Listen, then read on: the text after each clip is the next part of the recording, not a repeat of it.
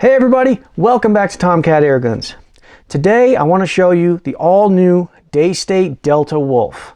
However, they're not in the States yet, so I can't actually show it to you. But recently I had a chance to get my hands on one, and I wanted to share with you guys some of the stuff that I learned and some of the stuff that I saw while I had it in my hands. Only for about like 20 minutes, but it was pretty cool. So here it is in all its glory in the hard case. They're all going to come with a hard case, which is awesome. Now, for clarification purposes, I do want to tell you that this is technically a beta model. However, it's close enough to the full production model where you're not going to notice any difference. So for all intent and purposes, this is the Delta Wolf. Okay, so let's take a look through it. We got the carbon fiber shroud. There is a chronograph in that barrel.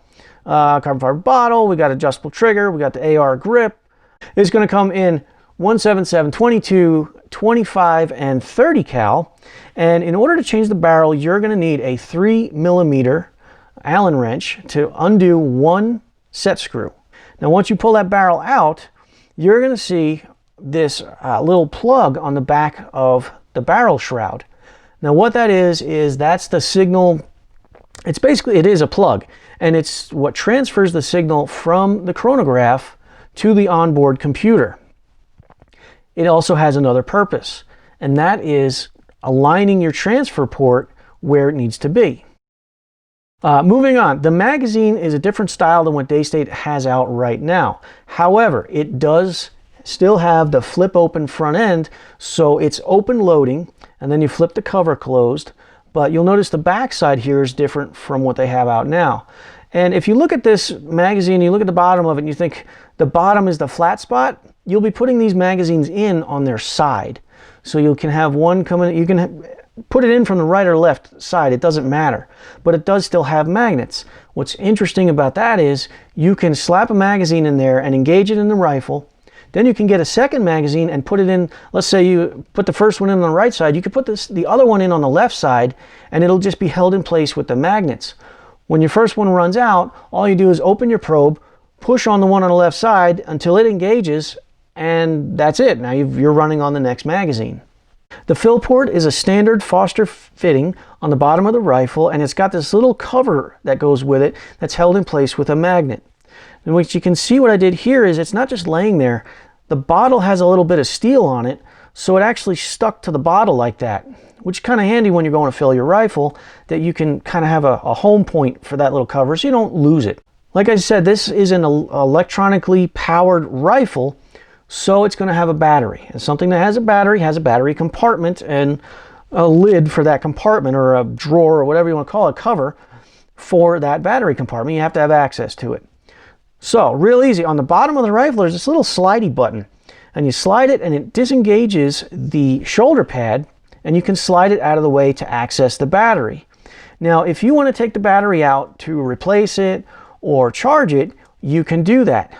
But with the Delta Wolf, you don't have to do that anymore. It's got an external plug that you just plug this, I forget what it was, USB-C types or something like that, to a standard USB cord, and you can charge your battery that way. Awesome, awesome upgrade from the Red Wolf. I dig it a lot. So, moving on, you can see the safety here. That safety is on both sides of the rifle. So righties, lefties, you got a safety you can deal with on both sides. The trigger is adjustable forward, back. You can twist it around rotationally. You can go up and down with it. Now, the trigger is an electronic trigger. So ultimately, you are pushing a button. And I've already experienced this trigger for a year and 2 years now, I guess. Absolutely love the trigger. The electronic trigger is awesome. You'll notice on this rifle that the gauge is right side up. That's not by chance. Daystate is taking the extra time and effort to time those gauges so that they're all right side up. All right, so here is the touchscreen on the back. This is the meat and potatoes. This is the thing that everybody's so excited about, including myself. So it's a touch screen. You can see it's locked, and it's got almost a full charge on the battery down in the lower right corner. Upper left, you got 156 bar regulated. So that's the pressure. You've got dashes for your feet per second. Now, every time you take a shot, that's going to give you a reading. Active set. Now, I think active set is this is what the rifle is set to do. This is the recipe, if you will. So caliber is 22 light. There's going to be a light and a heavy setting. Barrel is 23 inches. That's important because there's also a 17-inch option. Pretty cool there. Speed, 890. Now, 890 is not the last shot taken. That's going to be where those dashes are. 890 is what you have told the computer you want to shoot at in this scenario. The pressure 185 bar is what's in the bottle. 156 bar is the regulator pressure. Oh, I'm sorry. I didn't mention about the externally adjustable regulator. Here you can see it above the bottle. This is awesome, in my opinion. This is what I've been dreaming Daystate would do for many, many years, is combine the electronic rifle with a mechanical regulator. They finally did it with the Delta Wolf. I think it's going to provide us with absolutely outstanding results, and I can't wait to try it out and see how she does. And while I got this picture up with the bottles are different for the Delta Wolf than in years past with Daystate. Where they actually have a valve system built into the bottle so you can unscrew it and retain your bottle pressure. You'll see here that the screen has changed color. And from what I understand, you can choose a daytime screen, which is this white or bluish white with the black letters, or you can go to the black and orange screen.